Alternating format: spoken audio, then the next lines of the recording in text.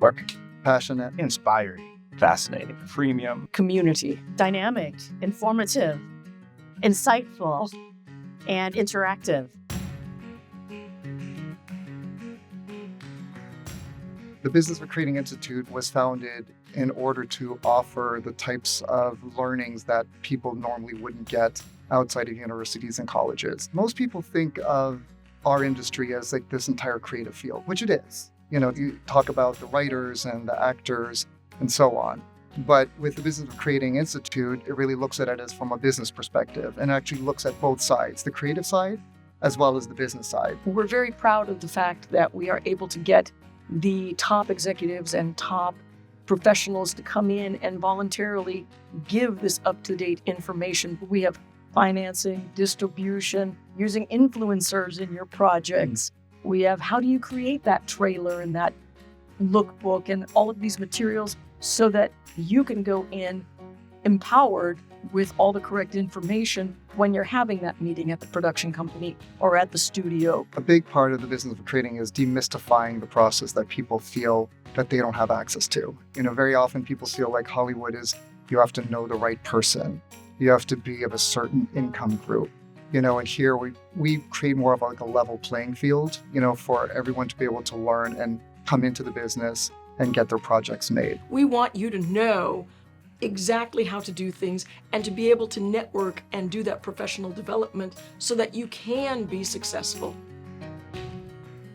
The Business of Creating, I think the ideal person is a creative who's writing, directing, producing, animating, someone that's actually already out there putting an action plan to their creative path. Folks who have, started off really, they've done their homework, but they're trying to make it to that next step. Even if the topic at these Business of Creating panels aren't necessarily your line of work, it's just really helpful to get a broader understanding of what's happening across the industry. You're really going to, I think, build out your community, which I think is what is really important for creatives. My very first panel, we talked about being able to develop your pitch in a large IP reboot world.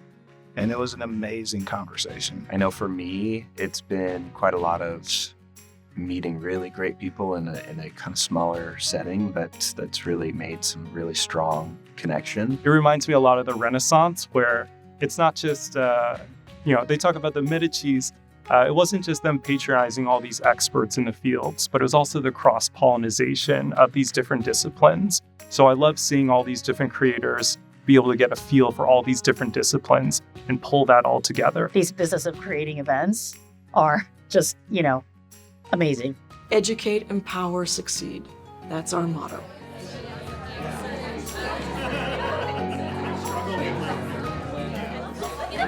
The panels are very useful for any filmmaker that would ever want more information about the business side. I would recommend these type of panels to all of my friends, especially these young filmmakers coming up. You're in person, you can use them as a balance board, and you're not going to be able to get that from just reading the trade. I highly recommend the Business of Creating panels to any professionals who want to up-level. Kick ass. Can I say that? It's kick ass? Yeah, it's kick ass. Shout out to the Business of Creating. Hope to see you all at some panels soon.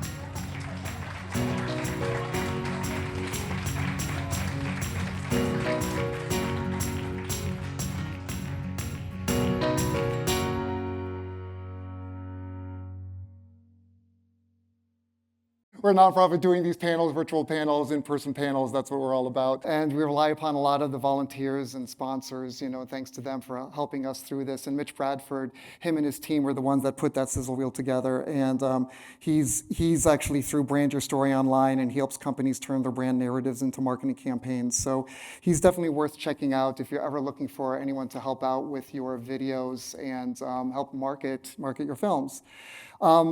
What we'd also like to do is thank our premier sponsor today, and that is brought to you by Imagine. And we're very, very fortunate to have Imagine come on board to help us with, the sponsors help us be able to put some of these events together, and we couldn't have done this with Imagine. And if you ever have any questions about Imagine, please let us know. We'll be more than glad to talk about them. And if you have to go to their website, it's imagine.ai.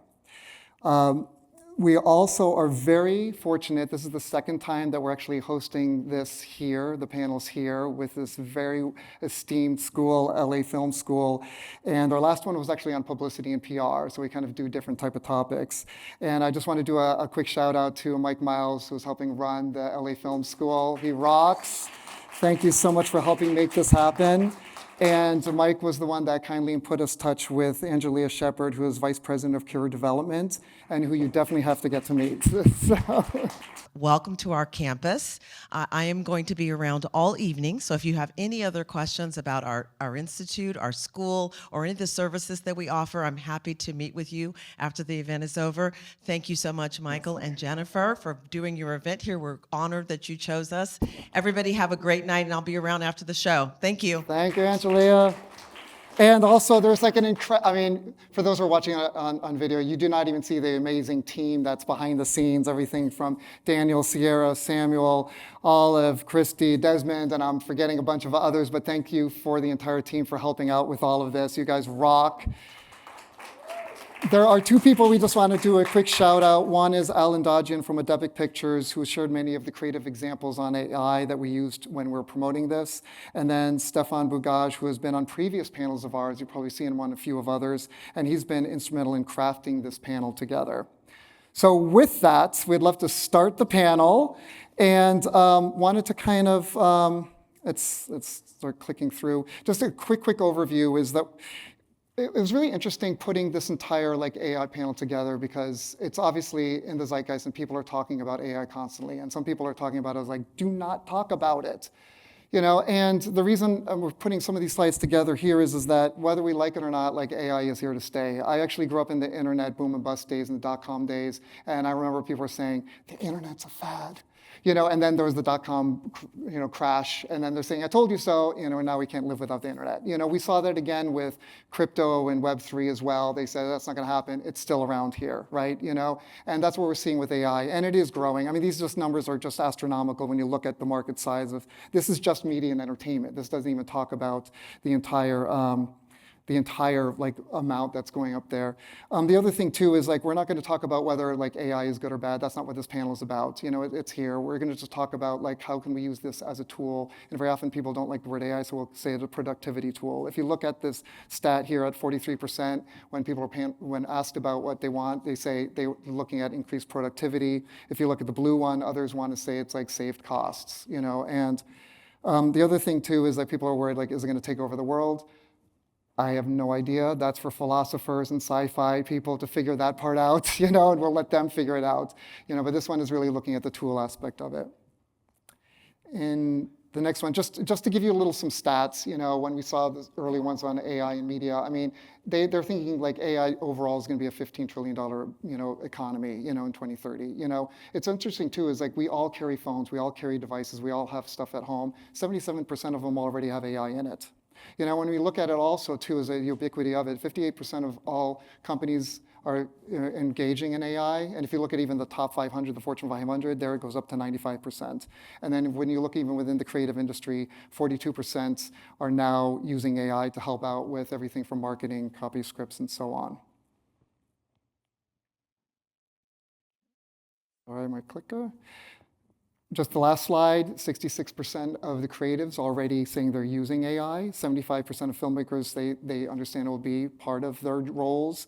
Screenwriters, whether they like it or not, they're starting to use it. And so we also see it in film submissions. And so we just wanted to kind of put that just into context as we kind of begin and start this panel.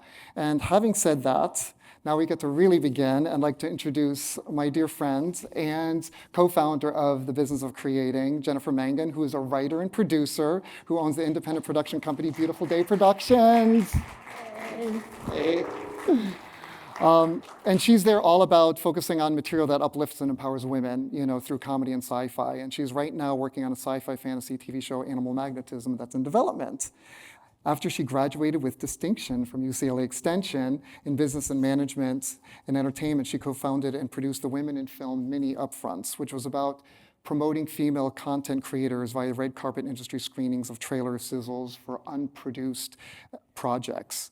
Recognizing the need for creatives to gain practical advice and guidance from seasoned entertainment execs in order to market and sell their projects, Jen co-founded and produces The Business of Creating. And before this, she acted and directed in theater shows in Germany and did voiceovers in the UK. She graduated from cum laude from Santa Clara University with degrees in theater and German. And she is also a proud member of SAG-AFTRA and also Second City. So welcome, Jen. Thank you very much. Thank you, Michael. All right, you guys, I'm so excited to be here tonight. You are just going to be blown away by these amazing panelists that we have tonight. Our first panelist, Larry Cutler, everybody. And check, yeah, right? His reputation precedes him. Larry is the Chief Technical Officer and co-founder of the 10 times Emmy Award-winning and leading independent animation studio, Baobab Studios. It sits at the intersection of tech, gaming, and Hollywood. Baobab is partnered with Google AI and 2 other top tech AI firms. They've earned a reputation for having top creative talent from the writer-director of Madagascar and producer of Moana. That leads in AI, real tech time, architecting breakthrough applications of machine learning and storytelling in games. Larry's AI and tech media insights have been shared as keynotes at South by Southwest, SIGGRAPH, GDC, and DigiPro. As the CTO of Baobab Studios, he has propelled AI and UGC creator platforms such as Roblox. I think we've all played that many a time. Industries forward with expertise in Gen Z and alpha consumer behavior. Baobab has a track record of creating value from IP transmedia. So he's created hit Roblox games and turned the IP into films and series with Disney+, Netflix, Max, and books as well. Larry brings deep technical leadership over the past 2 decades in animation, machine learning AI, real-time technology, animation creation, and development. The man is a genius, everybody. Yes, he serves in the Digital Imaging Technology Subcommittee for the Oscar Technical Achievement Awards, and he was most recently Vice President of Solutions at Metanautics, big data machine learning startup that was acquired by Microsoft. Prior to that, Larry served as DreamWorks Animation's Global Head of Character Technology, working on films such as Shrek 2, Shrek the Third, How to Train Your Dragon, and Megamind. He began his career at Pixar Animation Studios as a TD on films such as Monsters, Inc., Toy Story 2, and A Bug's Life. Larry holds undergraduate and master's degrees in computer science from Stanford University. Holy cow, everybody, it's Larry Cutler. Right? I've learned so much just from his intro. Okay, ladies and gentlemen, next up we have the amazing Caleb Ward. Welcome, Caleb. Caleb is the co-founder and CEO of Curious Refuge, the world's largest AI filmmaking community. Curious Refuge trains filmmakers and storytellers on the latest AI trends and techniques while connecting them to real-world creative jobs and opportunities. Everybody, it's Caleb Ward. Our third amazing panelist, Daniel Rojas. Right? Daniel, some of your fan base has come to join us tonight. Daniel is a Costa Rican composer and songwriter whose works span film, television, and interactive projects. Most recently, he contributed original songs and themes to Sony's K-pop Demon Hunters, which debuted at, yes, #1 worldwide on Netflix, with its soundtrack also topping Billboard and major streaming charts. His television work includes acclaimed scores for DreamWorks, Kippo and the Age of Wonder Beasts, and Marvel's hit Monkey and MODOK, establishing him as a standout voice in contemporary scoring. He received the ASCAP Harold Arlen Award in 2020 and is a voting member of both the Recording Academy and the Television Academy.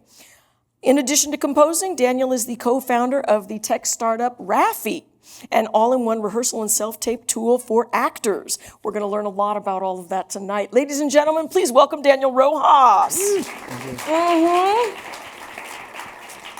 And you guys, the gifts just keep on giving, because next up we have your own Kleiner.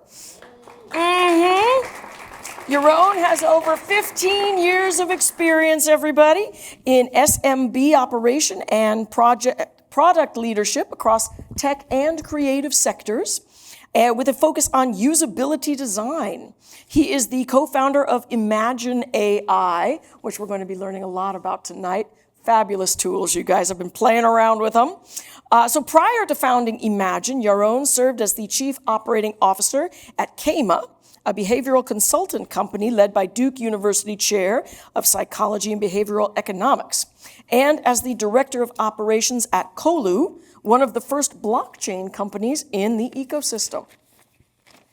Now, driven by a passion for storytelling and innovation, Yaron co-founded Imagine alongside David Ring, the co-founder of eToro, and Oz Vidal, the chief executive producer of Herzliya Studios, to harness the power of deep technology and AI for the benefit of filmmakers everywhere. In addition to his work in tech and film, Yaron is a dedicated volunteer at the Etgarim Foundation, where he teaches scuba diving to children and adults with disabilities, combining his love for exploration, mentorship, and community. Ladies and gentlemen, please welcome Yaron.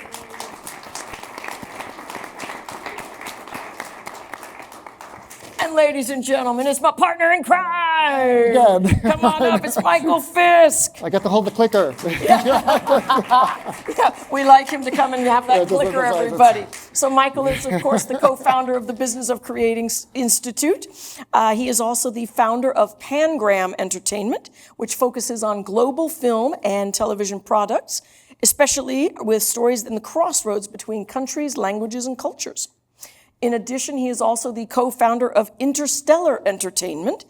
As an executive producer, his films include Ferrari, directed by Michael Mann, starring Adam Driver and Penelope Cruz, and most recently, the horror comedy Ick, which had its world premiere at Toronto Film Festival in September. It was directed by Grammy-winning director Joseph Kahn, starring Brandon Ruth, Mina Sovari, and produced by Steven Schneider.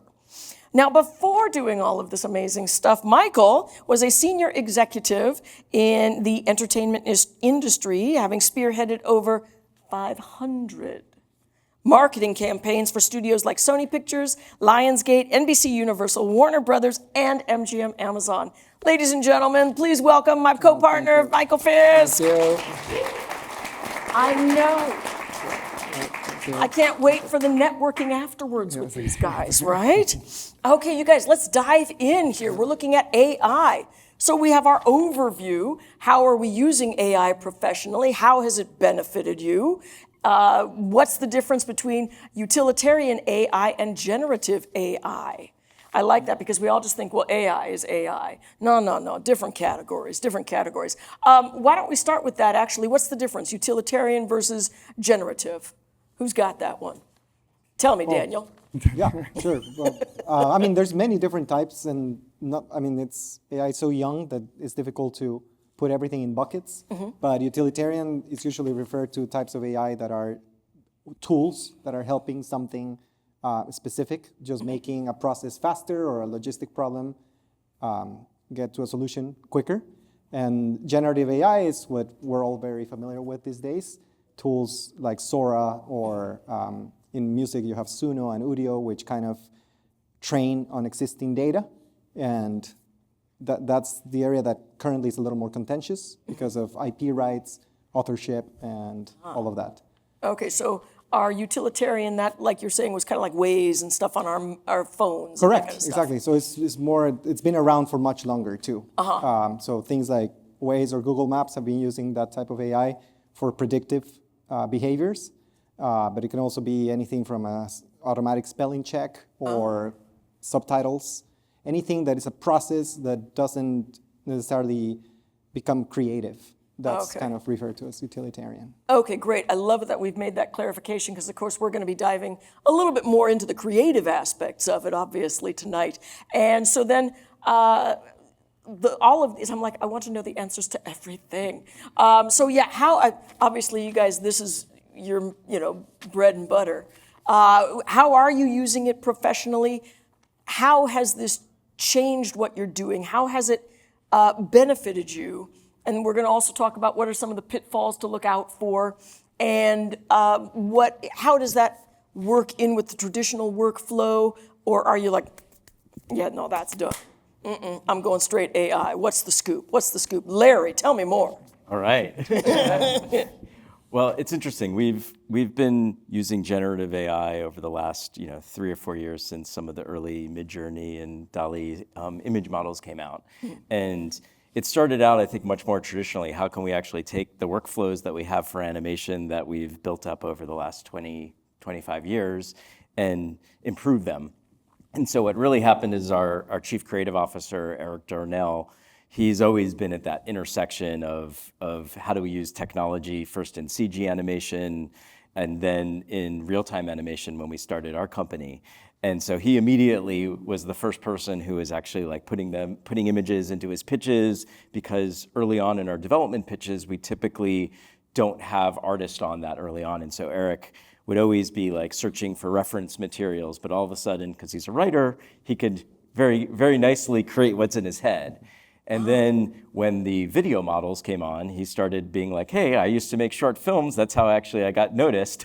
And so he actually went and did his own short using generative video models. And it was very frustrating for him, but he was still able to put together like a 1 to 2 minute, short film that he had made, very, very simple, but was narrative based. Okay. And so what happened is we started building tools for Eric and for our team. So we, for example, we have a tool that we built for storyboard artists. And so the idea with storyboard artists is that they actually take a script and then they storyboard little thumbnails for every shot and every scene. So usually about like 1 a second. And so for them to be able to draw really roughly is super important because you got to go fast. But then we spent a lot of time making it more on model for screenings. And so we built a tool that was integrated into their Storyboard Pro workflow that took these rough thumbnails, and then we trained it on a bunch of final images, and then it would produce the final storyboards, that are on model,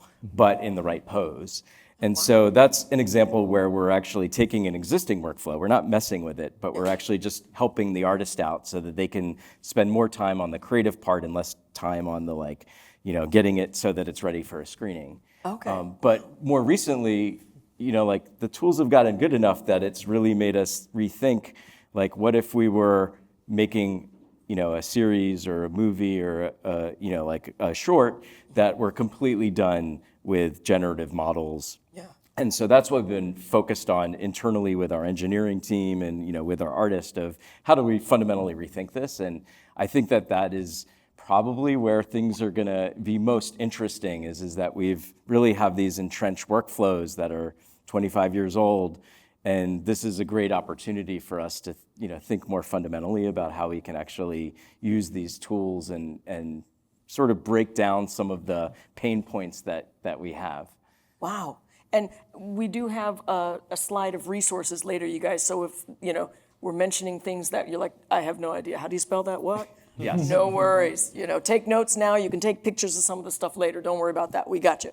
So, okay, wow. And then, Caleb, how does that kind of dovetail in with, with Curious Refuge then? Yeah, I mean, personally, I creatively use AI for everything from like interactive gaming experiences, obviously like ideating my ideas and like turning them into actual like pitch trailers and concepts. But specifically because we have a larger community, I can say that, we find that people in the industry who go through our training, whether you're a writer or a storyboard artist or a producer, you're able to take your existing skills and create more than ever before.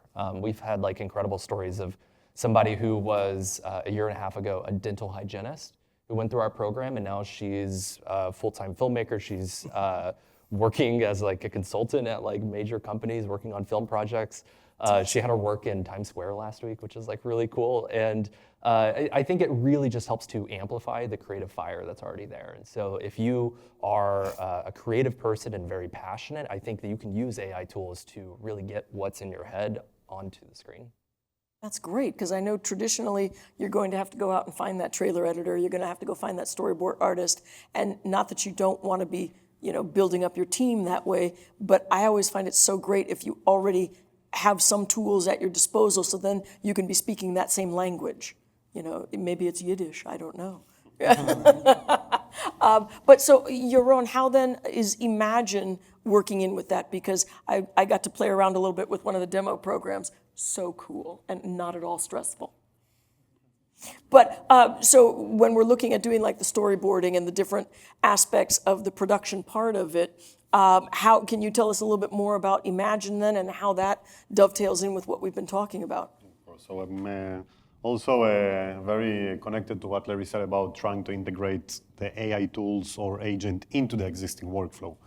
So it will enhance the productivity and efficiency of the filmmaker.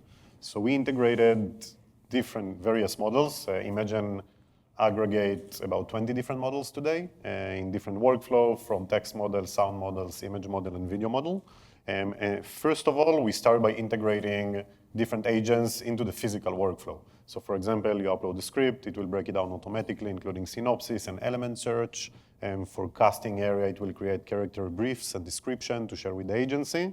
And even in the scouting area, there is a feature that you can actually look and scout for places in the real world derived from the set scene. So we took those workflow and not only tried to reduce the technical aspect of them, and not touching the creative side, the technical, but also tried to think how we can enhance and bring capabilities that you couldn't have before, for the benefit of filmmaker. So it's not only reducing production time and cost, but it gives different crew members the ability to really enhance their work, and the production company can get information much faster, which this is very crucial, especially when you do revisions and changes. The faster you have your information, the faster you can react. So that's on the physical workflow. Of course, looking at the future and understanding that regardless what we think about AI, and there are concerns to be mitigated and to address, we shouldn't run away from them, but we also probably need to understand that it's not going anywhere. And it will be an imminent part of every filmmaker, everything in our life, that's regardless, but only talking about the industry. So it will be a necessary tool for filmmakers, which we see already all of the big streamers are adopting. Netflix, Sony, everybody is already using it in some of their production. So we already integrated all of the visual capabilities, so you can create storyboard and video board directly from the script with basically a couple of clicks. And now, for example, is working with a lot of independent producers and trying to help them in the funding phase, which is the most happy phase, of course, in every production, raising money. It's basically building a startup from scratch every time, doing a production. So now we are working on a feature that you can create a trailer directly from the script. Wow. Without shooting one scene, to enhance and give animation when you go and present it into investors. Wow, you guys, wow, this is amazing. Okay, but now here's the thing. How user-friendly are these tools for people who are not AI tech kind of people and, the computer-savvy people? Not that, any of us are fools, but, you just sort of go, okay, wait, I know my section of how to do things. I know how to write. I know how to create. I'm not bad at scheduling and budgeting, but this is where you go, okay, how intimidating is this going to be for people that are, in different areas of entertainment? We have an 8-year-old girl going through our program. Well, I mean, I feel like if you have the skills enough to use like email communication, you can use AI tools. There is a slight technical hurdle right now, but shameless plug, we try to get you through those technical hurdles and to understand the best workflows and things like that. But you can get as deep into AI as you want to get into it. And so I think, like I said, we have an 8-year-old girl going through the program. My grandmother texted me some AI pictures she put together the other day. So I think it is very approachable. Okay, well, that's the end of our panel. I would give a... Sorry. Go for it. You go ahead. I was going to say, I'd give a caveat to that, which is that I do feel, first of all, I think the 8-year-old is probably the most adept in the technology. So, but I think one of the things that can be intimidating for people who, especially professionals who, you know, have their workflows that they're using, is it's like you don't know where to start. And like if we take any one of these things, so you take like an image model, like I want to make, you know, there's 50 different possible image models you can use, or you take video models, there's new ones coming out every day, and they all have strengths and weaknesses. And so I think the work that you're doing is really sort of crucial to be able to, you know, just give people like a guidance of, and that's what we've had to do at our studio, is basically we, you know, have a couple people at the tip of the spear who are really like curating, like, use these 3 image models and these 2 are the best, and don't use that one because we're giving away all our rights if we actually do that. Ooh, yeah. And then, you know, but it is really that training that helps people be comfortable to sort of just see, you know, like where to go. But then I think with any one of these tools, you know, like it is actually quite easy to use.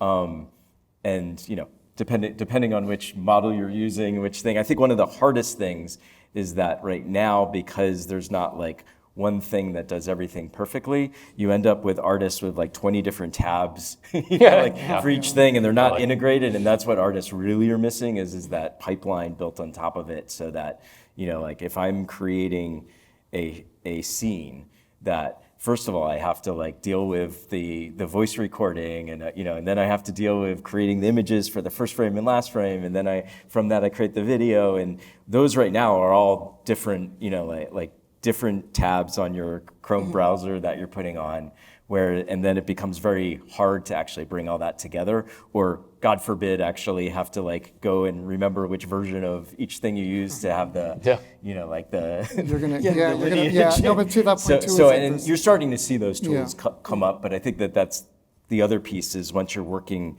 at a larger scale right now, because each tool is so like, you know, like handles one small subset really well, but not everything. Yeah, there isn't one tool that rules them all. Yeah. You know, and that's why we wanted to kind of talk about these different types of tools. And if what we want to do here is, because we know there's a lot of independent filmmakers here and independent artists, you know, how do you kind of break out? So we kind of broke these sections into like acting, music, producing, filmmakers. And so if we can start with acting right now, because the next few sections you're going to see is specific to each kind of like segment of our industry, you know, because, you know, as Larry was saying, there's so many different types of tools, you know, and you're going to be alternating between them. And well, and that you actually started to dive into that, Larry, when you were saying you were working on the character voices. And I was curious then, you know, how much are we using, you know, real actors? How much are voice generated? What are we finding out? And of course, you know, we're going to talk a bit about Raffi as well, which is one of the actors' tools that was invented by Daniel here. So, but yeah, so how much are we still using actors? How are actors able to use AI to enhance what they're doing? Well, Raffi specifically, it serves a very specific purpose. So it's not an all-encompassing tool. It's really just a tool to help actors self-tape. And people might be wondering, what does a composer have to do with self-taping? But I'm married to an actor, and my wife is a working actress, and she was supposed to be on this panel actually, but she's shooting something in Miami. But basically, the need came from her, especially during the pandemic, where she needed to always have me or somebody else help her record the auditions, because nobody goes into casting rooms anymore, only sometimes for like callbacks, but the first audition round is usually self-taping. So we started Raffi, which is an app that utilizes AI in 2 very specific ways. One is to extract the lines from the script, which is something that you needed a little bit more of a capable model to do that, instead of just, because scripts have character descriptions, they have stage directions, a lot of things that don't matter to the scene specifically to do. So we use AI for that, to kind of clean up the script and make that a lot quicker, to recognize which is a line and what isn't. And then we use AI also to generate the voice of the reader only. So it kind of is a tool that helps the actor do the self-tape without having to ask for a favor, because actors don't get paid to audition. So it's always kind of a scramble to try to find somebody to put some of their time into it. Sure, especially if you find out and the audition is tomorrow. Exactly. Yeah. So yeah, that's to us a very specific way that you can use AI to kind of solve and help a problem that is existing, using, you know, a few models that are already available for very specific kind of problems. Wonderful. And we also know you're a musician. Yes. So can we just talk a little bit about the music aspect too? Because we'll just touch a minute here and we'll go on, Yeah. because I know it's very interesting. Music is, being used in that, and what are your Especially overall thoughts? contentious, yeah. Exactly. I think right now in music, it's a very tumultuous time because music even predates film in the sense, like, that's why when you do a film, the two IPs is the film's IP and the music IP. And every single film basically licenses the music. Studios tend to do a buyout, but it's still just a workaround to be able to use the IP of the existing music. Mm-hmm. Because of that authorship, it's contentious now what Suno, Udio, and all these other tools are doing because it's, where did they train their data from? And there's a lot of lawsuits happening right now with the UMG. I think they just recently settled something with Suno. But I think that is the big picture of it, is the prompting of full music. As far as tools, I do think there's a lot of tools coming up that are going to be very useful for composers. There's a lot of processes that composers do that are very repetitive and take a lot of time. And those are things that AI systems can help a lot. Like, for example, stemming, printing stems, we call it, which is at the end of a project when you do the multi-tracks. That is not something that necessarily requires creativity. It's just a very repetitive action. And I know there's a few startups trying to solve that. Things also like helping with orchestration also can be a big thing. It's not too different to spelling checking or like grammar checks, in the sense like you need to know basics of orchestration, but a lot of it is rules. Like, what is the range of a French horn versus the range of a English horn? Those are things that a model can know very quickly and can help you correct. And there's already, the old school version of that, which is Sibelius, Finale, Dorico, already have a few smart tools built into them.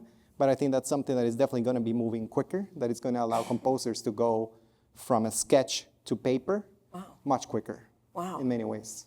See, that's interesting because especially in the creative fields, you're hearing so much of the negativity, and rightly so. I'm certainly not trying to downplay the trouble that we're having with a lot of that, but then it's so interesting to hear the other side of that as well, where you're saying, no, there are some aspects that are going to be very helpful and really streamline the whole process, and instead of you sitting there drawing this, note or orchestration 12,000 times, done. Could be. There's always, it's a I see the future. It's a conversation that if this room was full of musicians, I'm sure, because right now there are orchestrators who are probably worried about their jobs too. So, of course. But they could be tools that also accelerate their process. You still need a specialist of some sort to know how to write these things. So I appreciate that, viewpoint that you're going, hey, no, it's not getting rid of it completely. You still need people that know what they're doing, but this is something that can help. And, hopefully expedite the process and get things going that much more quickly, more efficiently, and then dolphins jump out of the water because it's Santa Monica, All right, we're looking at producers and directors, you guys. So how is AI changing the way you develop and evaluate story ideas during development?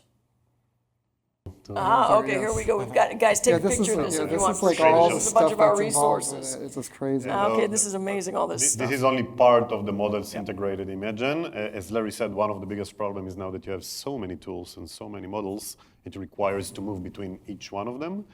So we integrated, those are part over 20 models and are working always on integrating more, depends on the specific tasks. And also following your question about usability. So we try to make it seamless, that the user doesn't even know that he's interacting with any sort of AI. It just helps him create the action, pressing different buttons.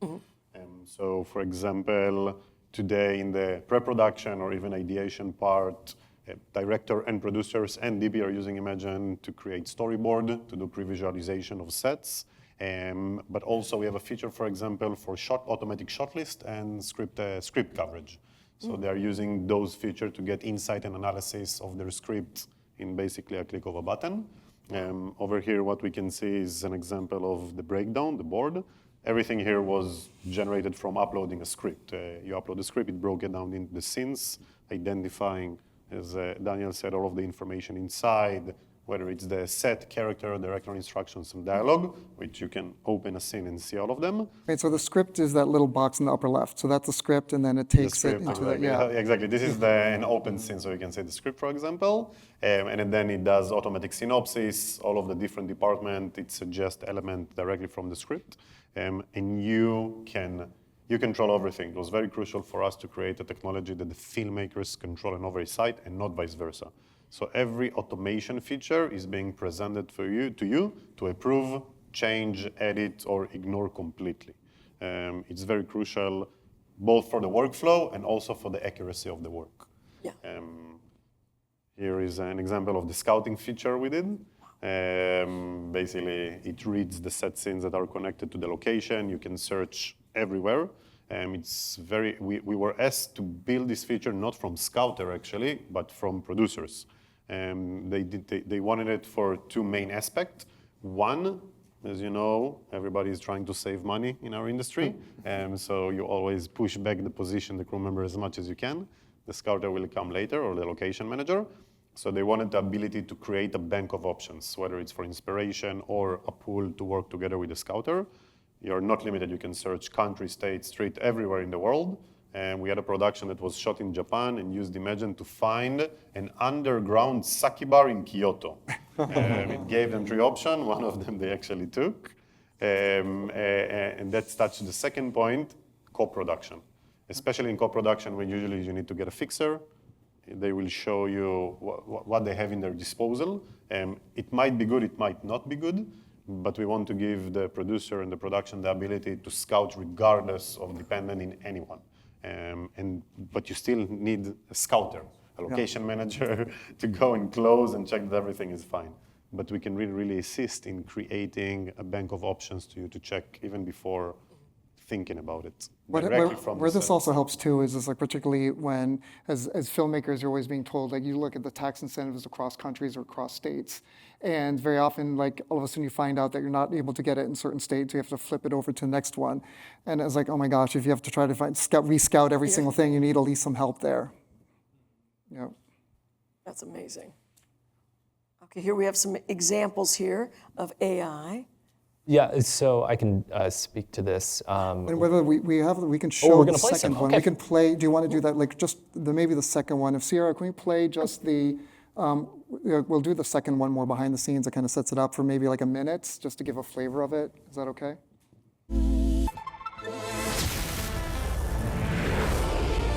Hi, I'm Dave Clark. I'm the director of My Friend Zeph. It's a coming-of-age story about a teenage girl who's preparing to go off to college, and it's tough for her to let go of her childhood memories, her home. Her father left when she was young, so she's also wrestling with that. Being a father myself to a young daughter, I wanted to show that even when you're an adult, you still have to remember what it was to be a child. Let's cut. New technology confused with traditional filmmaking. With Adobe Firefly, you can mix in live action photography with virtual production and generative AI. We are an AI film studio. These tools allow you to dream any kind of imagery that you want. Firefly has all the latest models right there in the same tool, allowing us to look at different types of worlds, lighting options, character design. Adobe gives technology as artists to tell our stories in new inventive ways. When you're writing prompts, you're really writing visual language, trying to explain what you see. Before we arrived here on set, we used Adobe Firefly boards to lay out the story. We did a lot of shot planning to figure out where our beats were working. With her permission, we took actual childhood photos of our lead actress to create her as a young child. We used Adobe Substance Painter to hand paint Maya's childhood art, and the Photoshop Harmonize tool made the lighting work across the scene.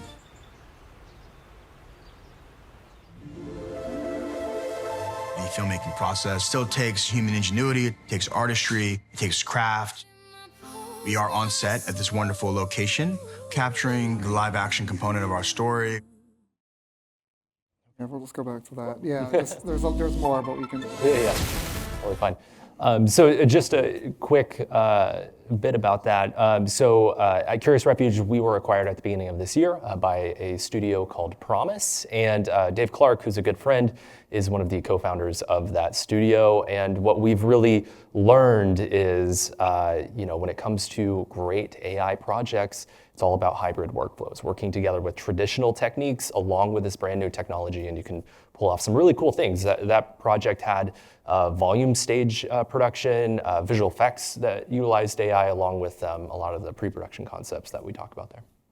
Yeah, can you explain a little bit about like visual prompts? Because I'm talking to a lot of directors who they feel like they can use something very simple like a prompt, but to your point, you need the creativity of the human to kind of they're actually directing the AI to actually how to, what they want specifics. Do you mind just explaining a little bit more about that? Yeah, there is a language for prompting. It's very similar to the language that you would use as a director or an art director. And so what I think you kind of have to learn to do is find these specific words for what you might have just wanted to create almost like subconsciously. And so there is a learning experience to finding that language.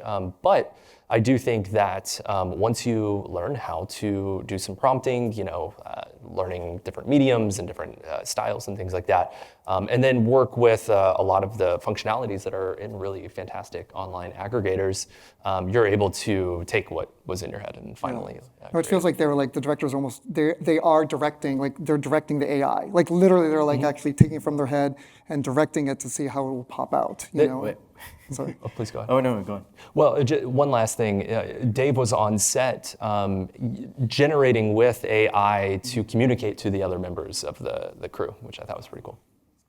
I was just going to say, one of the interesting things is what we've learned is that for the video models, you also then need the AI systems actually produce better prompts than humans do. And so you actually have your director who is giving basic information. And I mean, for us, we were always using images as well. So you have this opportunity to put in a start frame and an end frame. So it's not just imagining what the world could be, but it actually, you get much better results when you actually then ask, Gemini, for this specific model, what would be a great, here's this, and then it comes up with something much more elaborate, and then you got to edit that. And so it is strangely disturbing on one hand, because the models actually understand what actually makes a much more detailed prompt, but at the same time, they often get things wrong, and so you have to edit that. So you have like the simple thing which humans created, then you have the more complicated, version of especially for images, the more complicated version of the image, which, an AI is generated, and then you might tweak some of that. So that's one of the things our director, Eric, has learned is he actually has a first pass he does, then he has AI create the final pass, and then he goes and just edits a couple of things from that. Yeah, and it throws in a bunch of details you wouldn't think to put in. So this is another feature we built for the casting process, which is connected to the storyboard. So there is the ability to generate a description of the character. This is not the casting brief, it's specifically for the prototyping. And touching what Larry said, the process we are working is exactly what you said.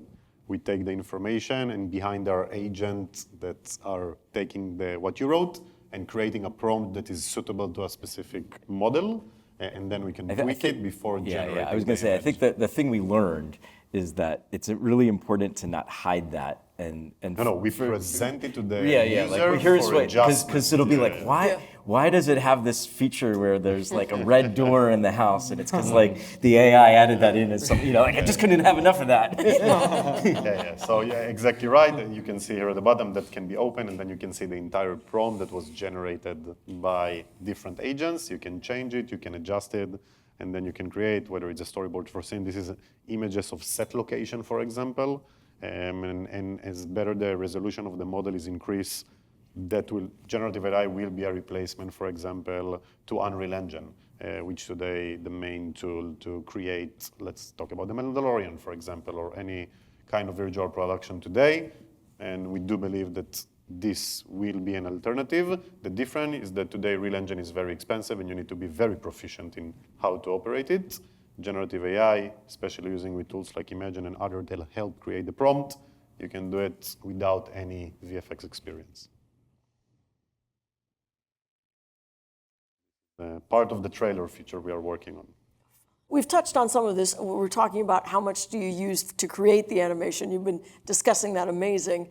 And then we were going to touch also on how much do you use to create video games? And do you still use actors for the characters' voices? Yeah, I'm going to start with the last one, just because for animation, having really strong character performances and vocal performances from an actor is like everything. And so I don't, for a variety of reasons, I don't see that changing anytime soon. And it is interesting because that actually poses a lot of problems with some of the best video models, because they're all in on generating AI-generated voices. So for example, if you use Google's Veo 3, actually what it wants to do is if you say, hey, it has to have this line of dialogue, it'll go generate that for you. And even if you wanted to then edit it out, it's all in one thing. So it's really hard to edit out the voice performance. And so that's actually that's actually one of the stickiest areas right now, is actually how you do lip sync. And with actually non-AI generated voices as part of it, because that's where some of the video models really want to go towards, because they're they're designed by engineers and not really filmmakers. And so for us, it's super important that we actually can record voices, that we can actually have that tied up front, because you time your animation to that. And because you're having to create this illusion of the character doing something, having a really strong acting performance, makes all the difference in the world. What brings the soul through the it's like the soul of everything. So I think that's true in live action as well. But I'm very old school on that side of things. Although there's amazing work like 11 Labs, if you want to play around with AI, AI generated voices, and we actually are one of our first little AI shorts we actually did use AI generated voices, and everyone in our studio complained about it. But 11 Labs does amazing things. So I recommend, even if you are an actor or you agree with me, still go into 11 Labs and actually play with that, because there's still amazing advances there. And I think earlier in the process, when people are just still playing around with the story and things like that, it can be useful for getting a better idea, because right now in animation, and I work a lot in animation on the music side too, we're very used to hearing the director read the whole thing in storyboards, and it's just one voice throughout the whole thing. So in that, tools like 11 Labs can be quite helpful to just give a better idea. It will still be done by the director or storyboard artist to just get an idea, but at least you'll get a male voice, a child voice, a female voice. And that was one of the hybrid things we've done, in some of these early video tests that we're doing, is we would always first have Eric, he'll record himself doing it, or director will record themselves before you actually have scratch actors and everything. But then even if we're creating AI voices, you can actually time it to, you can have that generate a different voice that's not Eric, but at least it has the exact timing of that. I think early on there, you do so much before you can pay actors to come in, whether it's recording scratch dialogue. And so I really think that's where, having these AI generated voices can actually be really helpful. Because otherwise, you're right. You have a director reading all the women parts and or all the male parts for so it's just suddenly Eric has a British accent on one character. Eric, each director's a really good performer, but not always in every possible thing. So typically we do use actors for character voices. So we've for AI, as I said, it's interesting. We create a lot of Roblox games, and Roblox is actually the perfect candidate for using AI to generate, models and other things, because it's lower fidelity. And then with a video game, what happens is like one of our video games, we needed 1,000 different pieces of toast, all with different textures. And so it's just way too much for any one artist to actually do. Or even, even someone writing the spec for that to even come up with what are 1,000 different ideas for toast that, basically are going to be used. Like if you get this piece of toast, then you get like little bonus points and, and then you can use that to buy things.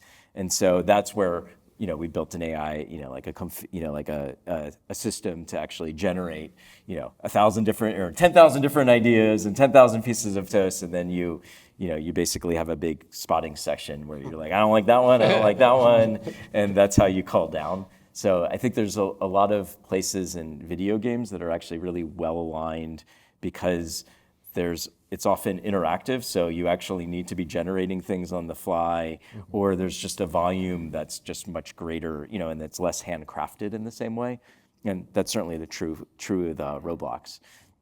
So for AI in animation, what we had started doing, as I said, is looking at different workflows kind of, like that we have with different artists. And for us, like what's interesting with storyboards as an example, most of the tools that you see out there are basically the idea of I have a script or I have, I have an idea and then I want to automatically generate storyboards. And so that's not of interest to us. Like we have great storyboard artists and people who can do amazing things. It's really how do we, as you said, how do we actually take the things that are really tedious in their workflow and try to help that out? And that could be, sort of traditional tools, but it can also be, generative AI tools as well.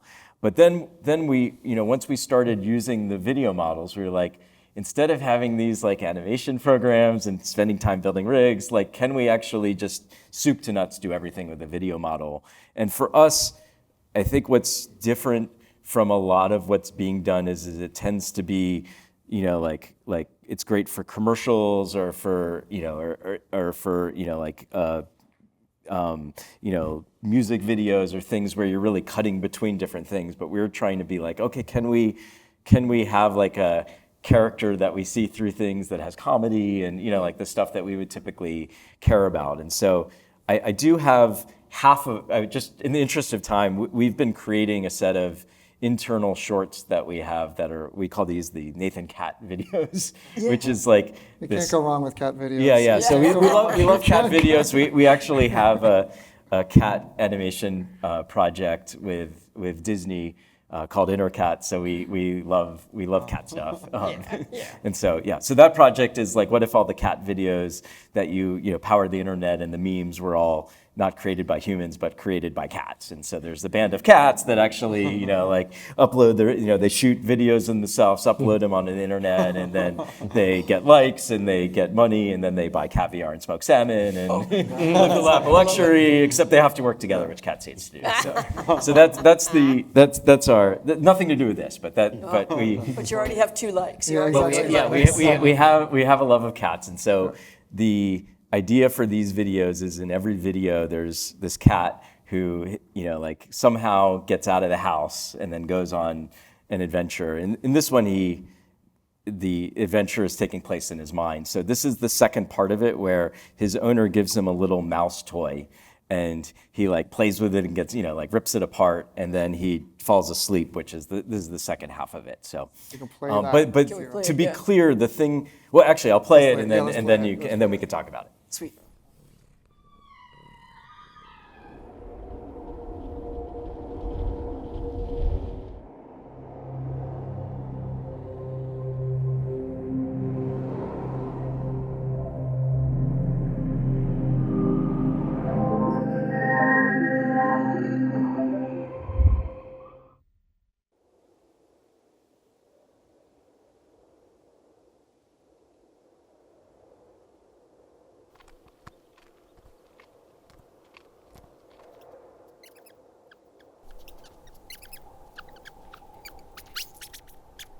Hey, little fella.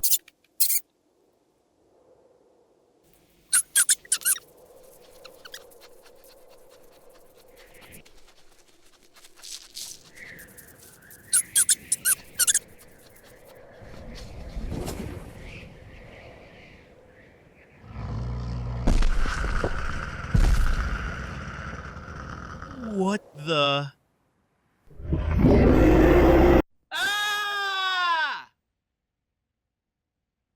Weird dream. Get out of here.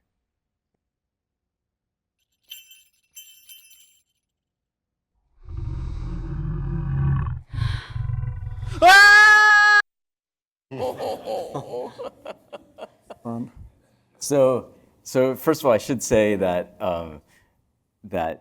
that we didn't focus on having consistent characters for that, just because when we did this test, it was very hard to do that. That's actually improved a lot.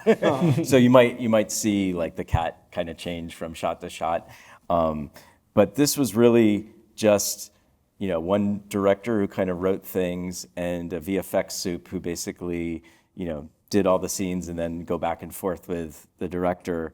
And what was interesting and hard about it is that what's a lot of times a direct, like Eric's used to giving notes, change the timing of this. Can you just hold this shot for another 5 frames, and there's very specific, like the difference between holding, like an expression for 12 frames versus 16 frames actually has a huge impact on whether you read the expression or not. Mm-hmm.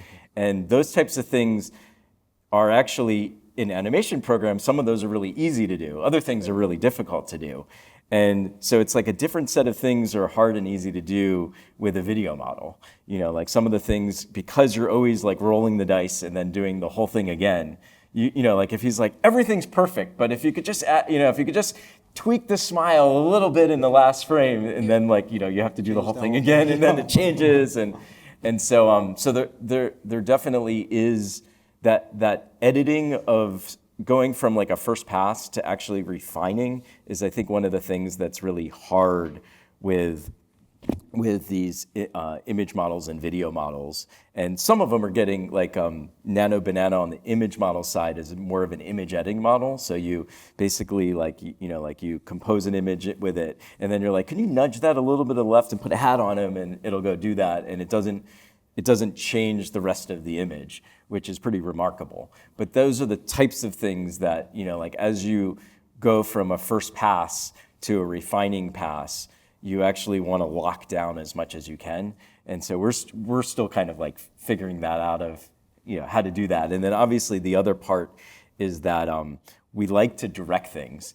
And right now we can give an image for a first frame and an image for a last frame in some models, not all of them, but nothing in the middle except, what's happening. And so we're very used to actually having an animator sketch out like key poses and then direct, like generating a movie from that.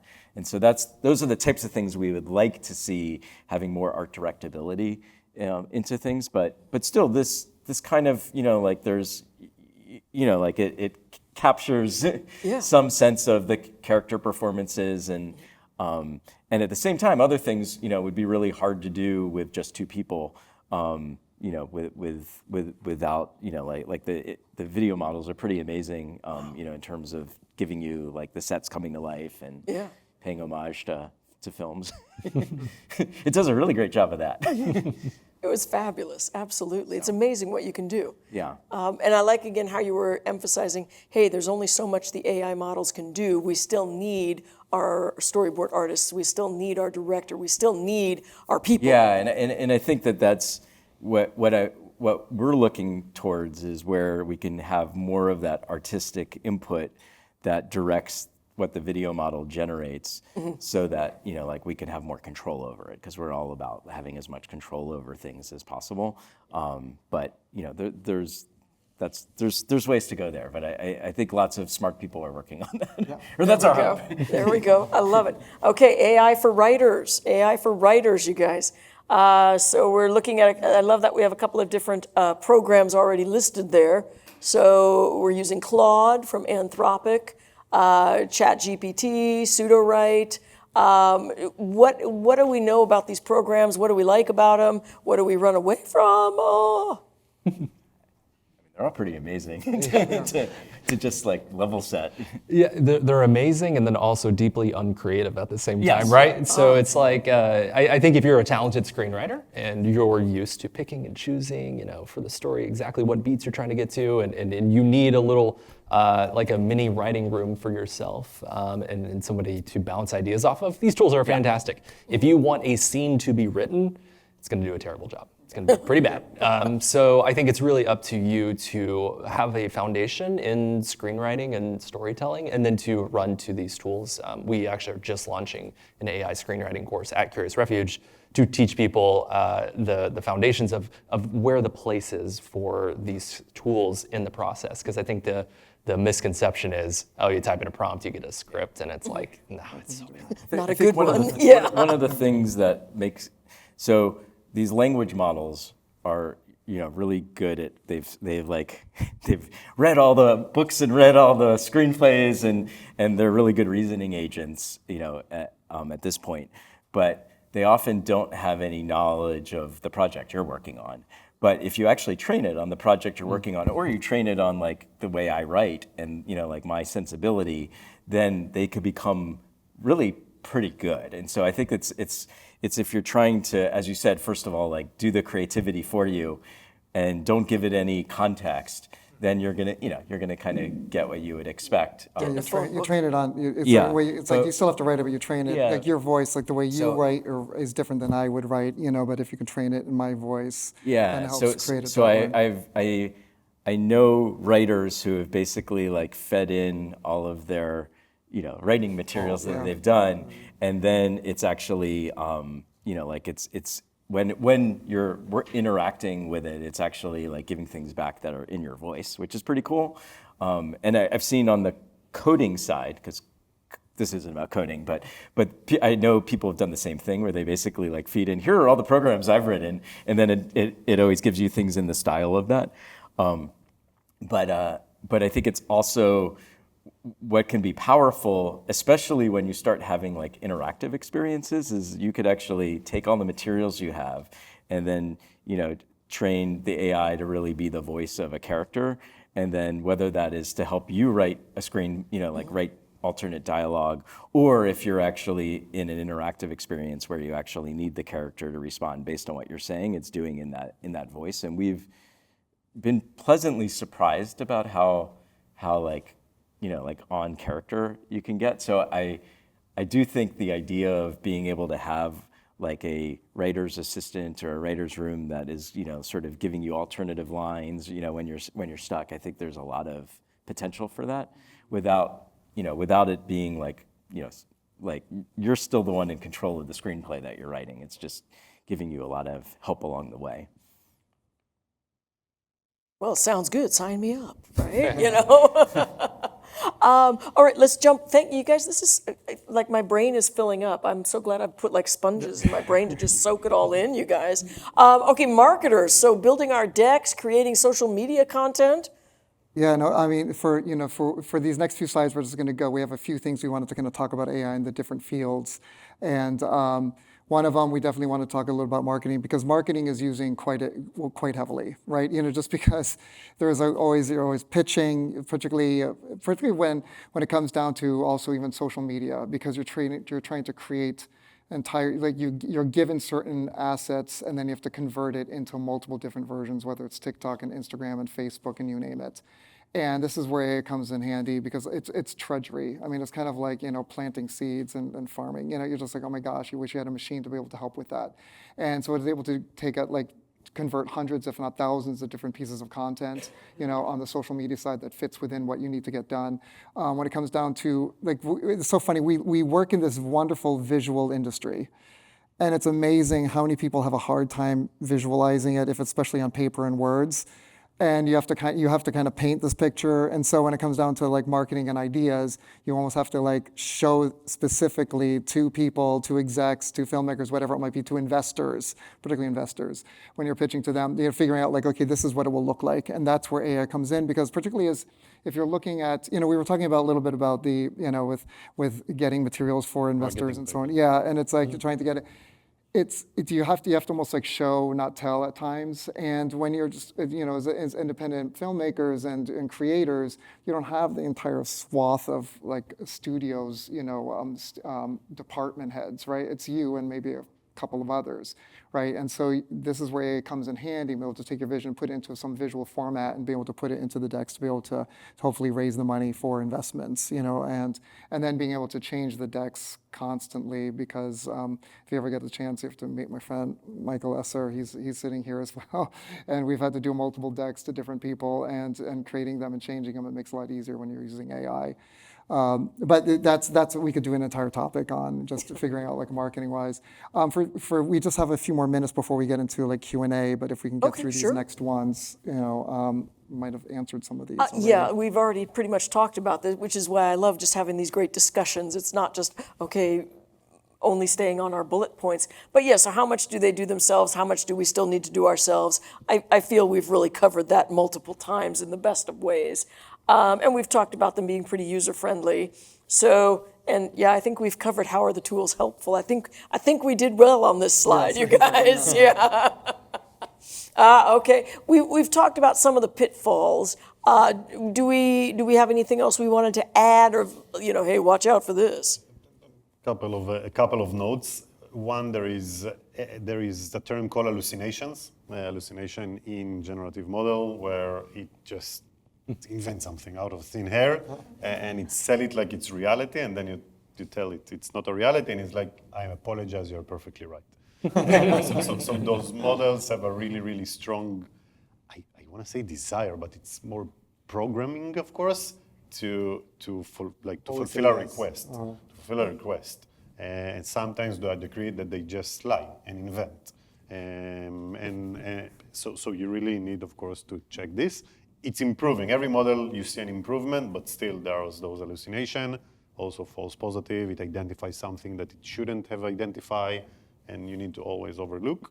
And one important thing is that people tend to think that generative AI era model are some kind of warlocks or magicians. They have amazing capabilities in the hands of professionals. We talked about directing. If you can direct and give a good instruction of what you want, the outcome won't be even close to what you want. We talked about script writing. Caleb and I discussed it before the event. If I will try to write a script using GPT, it will be horrific, horrible. It will look like a script. Nobody will want to read it, and nevertheless produce it. If a professional writer will use Claude or GPT, he can get to at least the level he used to, or she, in a fraction of the time. We talked about helping it maybe adjust something, but you can also use it for research as a writer. If you're doing a periodical or a fiction based on some periodical events or characters, it will be amazing to understand what happened in the Middle East, in Europe in the Middle East, or North America at the Aztec period. It will be amazing to do those research for you. And of course, for a producer, it can help reduce production time for a specific workflow, but without a professional guidance and oversight, you will have pitfalls that will cost you dearly in the future. Makes sense, yeah. I just wanted to Please. just hit home on non-creative things, where you're getting, it's so great to be able to get deep research and to get, to be able to do a lot of this. But to your point, I've had a couple of close calls on my own, but I've had a number of people who've actually put numbers in to decks and other things that they've used for outside that have been wrong, because the AIs will come back, with you're like, hey, what's the, fill in the blank statistic I really need, and it'll be like, oh, it's 3 million, and you're great. And so anytime you're putting something out there, always ask for its sources. And a lot of times it will then be like, oh, actually, I don't have the sources for that. I'm really sorry. And sometimes it will invent sources. Yeah. So just mainly like it's a good tool. It's nothing. But I would say that's the one case I have heard people actually like run amok with Yeah. with things, hallucinations that are said very confidently. Very confidently. And I'm sure that's getting better. And specifically numbers. Yeah. For some technical reason, it's bad with numbers. Yeah. And to the same point, don't necessarily do math with with your LLMs or ChatGPT. It doesn't always get the right answer there. The one other thing though is that if you have your own IP that you're developing, one of the things just to be careful of is to actually do just a little bit of research on the models you're using, because sometimes they will actually either claim ownership of or use it in training data. And so like the more you care about it, usually as a student or, like when you're working on something, it's okay at first, but once you get into really like IP ownership and stuff, you want to make sure that your stuff isn't being then utilized in the training data and then suddenly pops out, like an image from a character that isn't released yet or something like that. That can cause problems. But something you wouldn't have thought to do until now So we know to do this. You presume it's all kind of Play-Doh fun factory, and then all of a sudden it's all over the place. And wait a minute. I thought that was just mine. Yeah. So it depends also, for example, all of the models we are using the B2B API, the business API, which is different than the public API. In their terms of use, they are noting that the information is not being used to train the models, only to answer the prompt. I will note that we need to trust them. But we need to trust them in the same level we trust Google today when we share a script via Gmail. Of course, they don't send the script, they send a copy of the script, and then they use it in their server. So we do need to trust them. This is why we are working with under regulation company, only with the B2B API. We believe that if those companies really want to work with professional industries, of course, we are talking about our entertainment industry, but those models are already transforming legal, everything that has to do, of course, with legal and medical and healthcare and finance, basically everything. If those models want to work with professional industry, they have to make sure that information is being kept safe and not being trained and used with everybody. Otherwise, nobody will work with them, especially not the big players. Yeah, absolutely, quite right. Okay. Maybe go to because that would be a huge topic. Let's go here, because let's go into Q&A shortly. Yeah. All right, so everybody please do take pictures. Pull out your cameras. Yeah, everybody smile just in case we're in the pictures. So Biden's, for example. Exactly. I would be cautious using Biden's models, for example. Oh, okay. Biden's is TikTok. Okay, thank you, So we have Imagine, we have GenVid, Google, Kling, ByteDance, maybe, Midjourney, Leonardo, Raffi, Claude, Pseudo-Write, AI Kismet, Google Pompeii. Some of these are really in development, like Google Pompeii. Okay.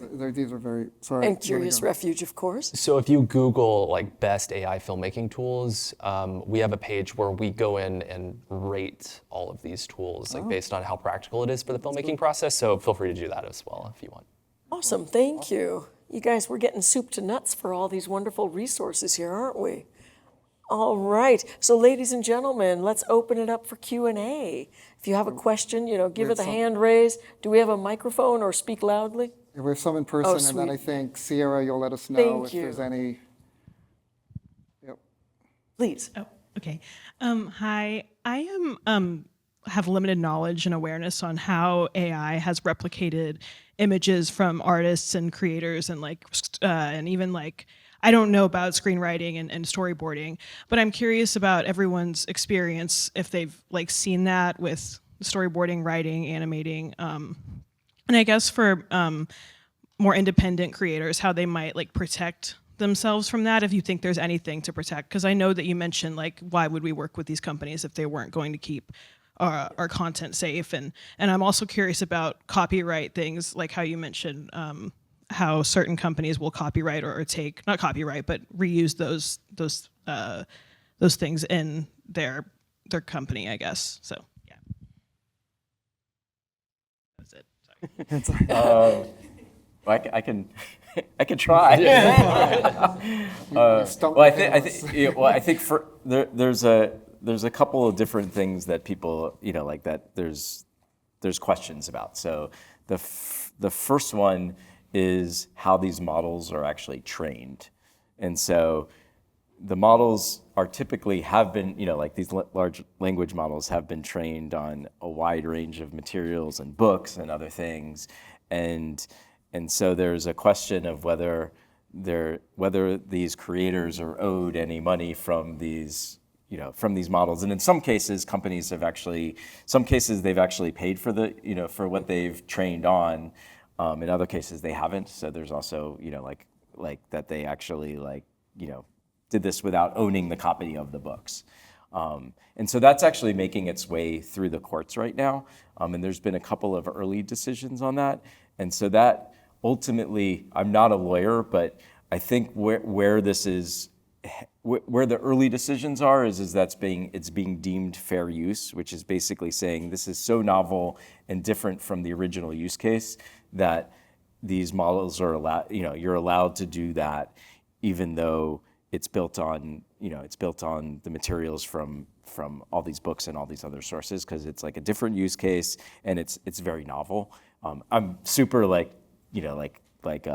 minimizing the complexity of this, but that's still really early. Like it's only made it through like one of 3 levels of courts, so it's not to say that will hold, but if you're reading the tea leaves, it's probably going to be deemed that these models are fair use, and in which case they can exist without paying whatever's owed to the people. And I know that's not what artists want to hear.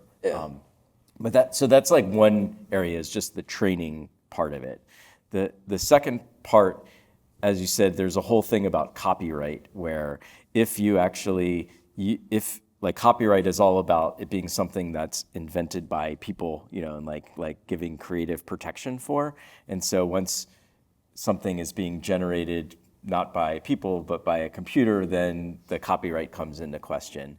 And so if you actually were to do what you said and basically like generate a novel or generate a script completely from a text prompt, that the Copyright Office has already said, hey, that's not copyrightable.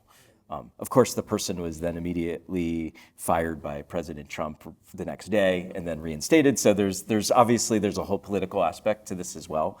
But then obviously what we're talking about is once you're actually utilizing tools with artistry involved, and then the more you do that, the more potential protection you have. But it's still very gray area without any rulings on. So I think that the guidance we've been given from copyright lawyers and things is that you want to document as much as possible the provenance of everything that you're creating, so that you can actually be like, no, this actually started out with like all this art and all this script, and then we use this tool in this case. And so the more you can copyright it, or the more you can document it, the more case you have. Evidently, I only learned this from a panel that I listened in on, but evidently there is a check mark now where you can say, hey, this is using AI, like in part or something, and that can be okay as long as it's not the driving force. But again,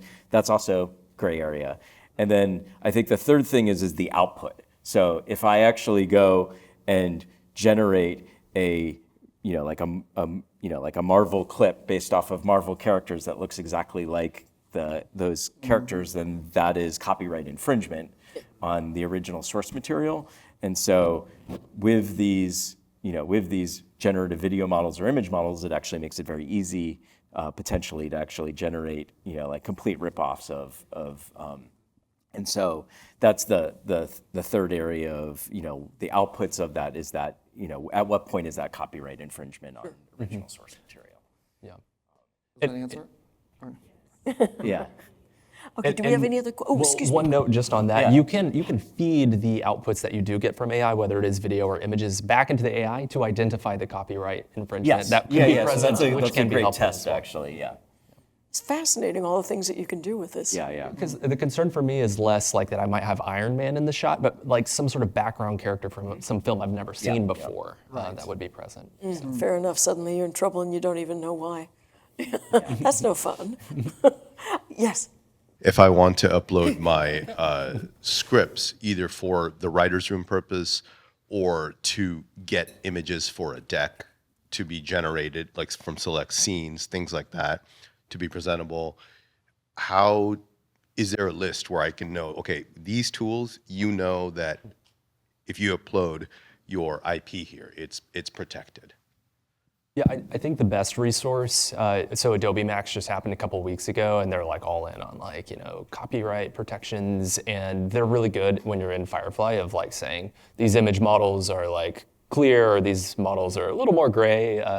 And so at least for image and video, I think that's a good resource. But for language models, most of the larger models, whenever you pay to be a part of them, there's like a button that you can click that's like, please do not train on the model. I was going to say one of the things that tends to happen is that the moment you're paying your $10 a month for the pro subscription, then you have the right to not have your stuff trained.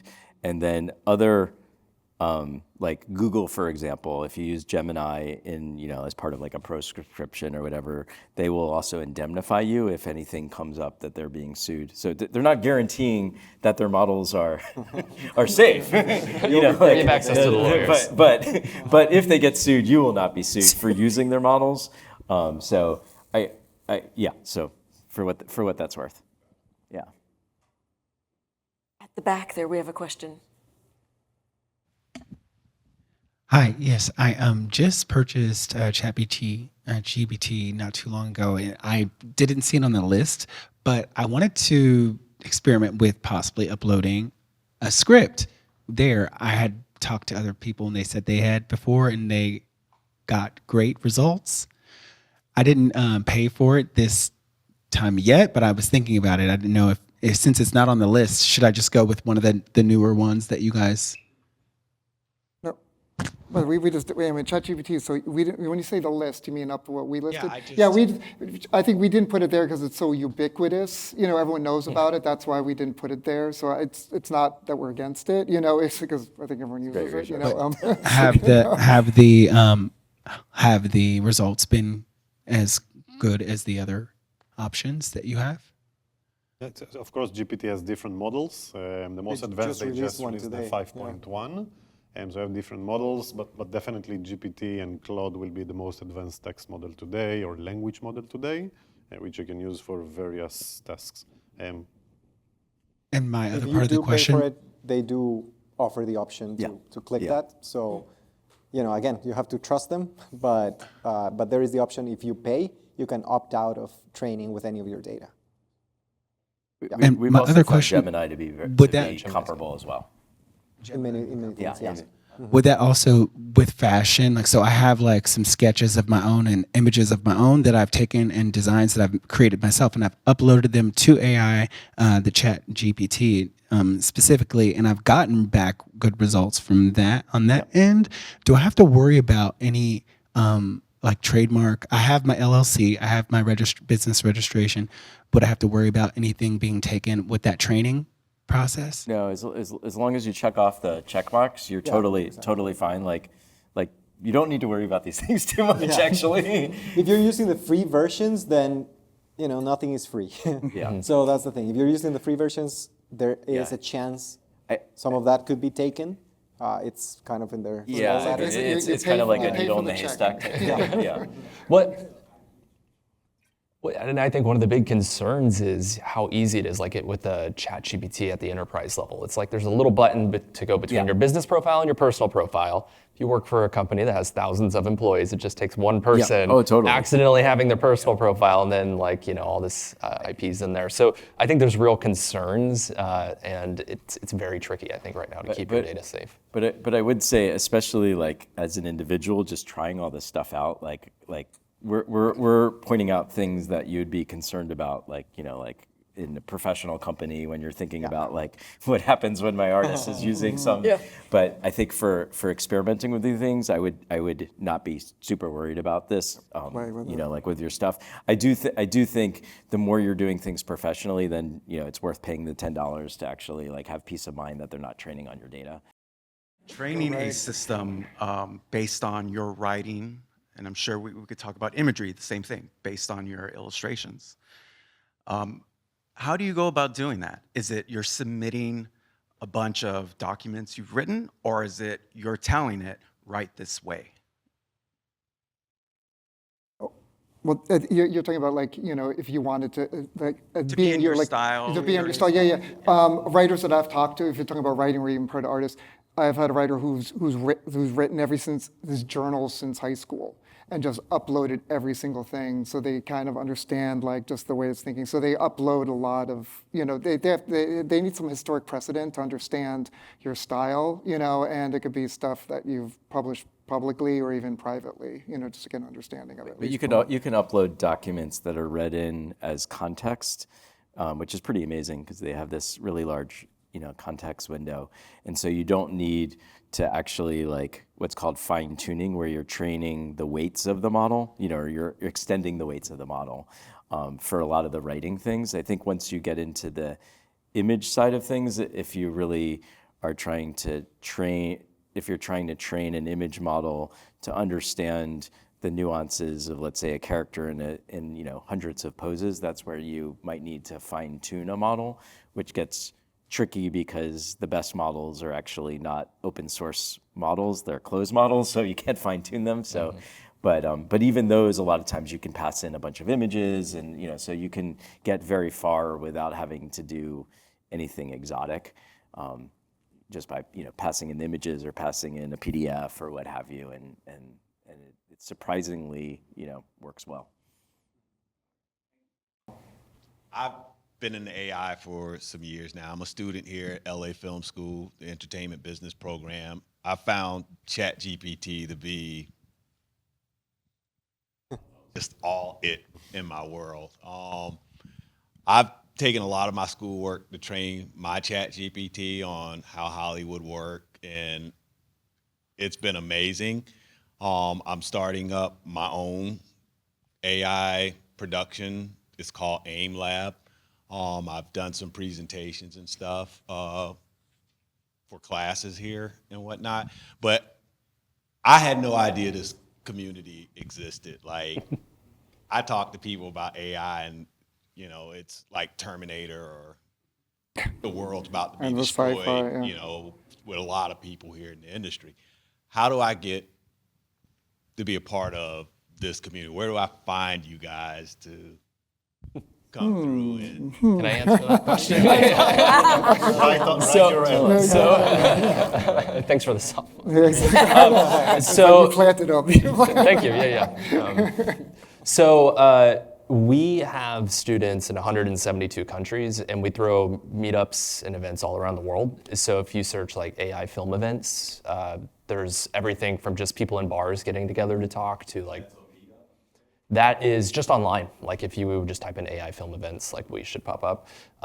And so yeah, there's tons of people who are really enthusiastic that want to connect and talk about the creative possibilities. And so everything from competitions to meetups, Gen Jams, what have you. So you could get as deep into the community as you want. And then just so all you guys know, we host digital Q&A office hours every Monday at Curious Refuge. So like, if you have a technical question about like, hey, I have like a bunch of images I drew and I'm trying to train a model or something like that, we will walk with you through that process. And so that's free and available to you if you're interested. All right, well, ladies and gentlemen, thank you so much for coming tonight and making this such a successful, enjoyable evening. So thank you, Yaron. Thank you, Daniel. Thank you, Caleb. Thank you, Larry. Thank you, Michael. Thank you, LA Film School. Yes, LA Film School.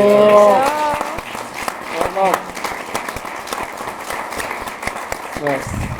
Well, and thank you, Jen. Of course, thank you. My pleasure. I get to learn from the best, right? Cool. My good fortune for sure. All right, ladies and gentlemen, let's network, let's party, let's meet some people, let's make some projects. All right.